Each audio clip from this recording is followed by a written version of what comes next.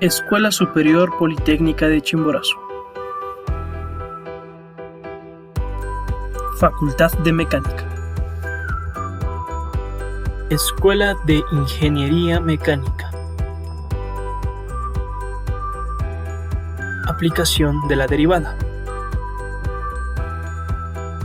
Pero, ¿qué es la derivada?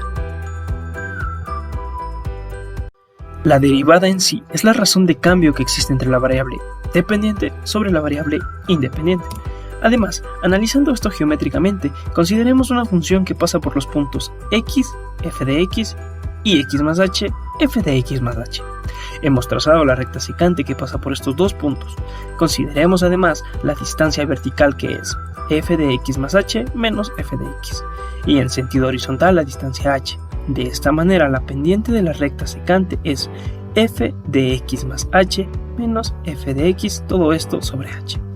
Ahora vamos a hacer girar sobre el punto x, f de x la secante, aproximándose a la recta tangente, de tal manera como se observa en la gráfica, que hace que h tienda a 0. Por lo que al final podemos concluir que la derivada no es nada más y nada menos que el límite de f de x más h menos f de x sobre h cuando h tiende a 0.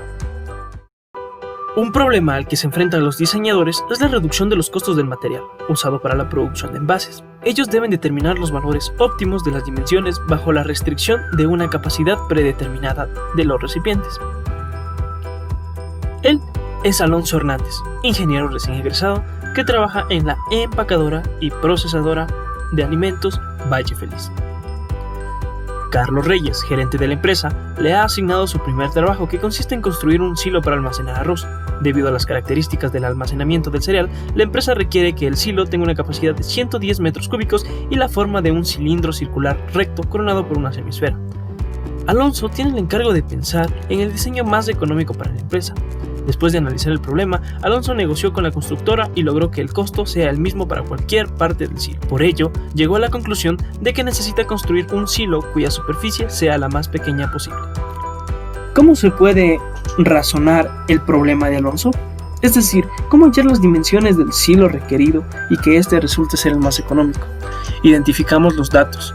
La capacidad debe ser igual al volumen y 110 metros cúbicos. Por lo que R y H deben estar en metros.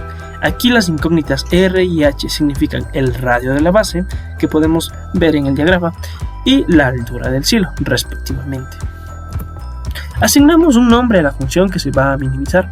Alonso desea usar la menor cantidad de material posible, sea M la función que representa el material utilizado para elaborar el silo.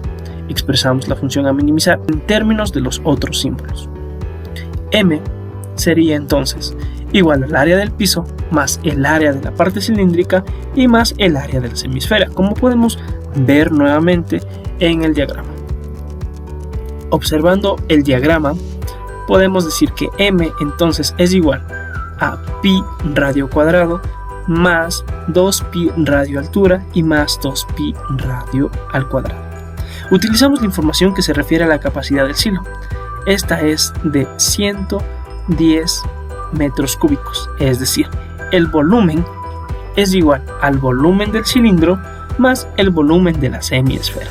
Reemplazamos por los valores y despejamos h.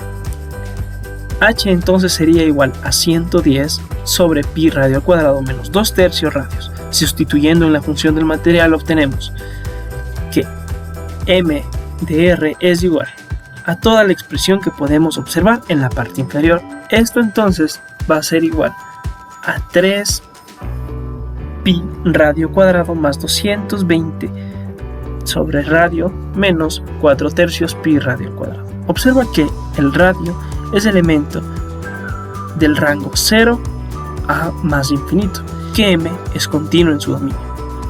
Calculamos la primera y segunda derivada, como podemos observar. Luego, despejamos la primera derivada igualando a 0, donde llegaremos a que r va a ser igual a la raíz cúbica de 66 sobre pi. Por lo cual, el valor antes mencionado es el único punto crítico de m. Ahora bien, observa que es un punto crítico estacionario. por lo que podemos aplicar el criterio de la segunda derivada para su clasificación. Resumimos los resultados en la tabla siguiente. Número crítico, valor de la primera derivada y el signo de la segunda derivada. En conclusión, tenemos que el número crítico es raíz cúbica de 66 sobre pi. El valor de primera derivada es igual a 0. Y el signo de la segunda derivada es negativo. Entonces, llegamos a la conclusión que m tiene un valor mínimo relativo. Así las dimensiones del silo deben ser. El radio es un dato que ya conocemos y reemplazamos en la ecuación para encontrar la altura. Entonces, como podemos darnos cuenta, el radio va a ser igual a 2,75 aproximadamente y la altura de igual manera, 2,75 metros, a fin de que la superficie total sea mínima.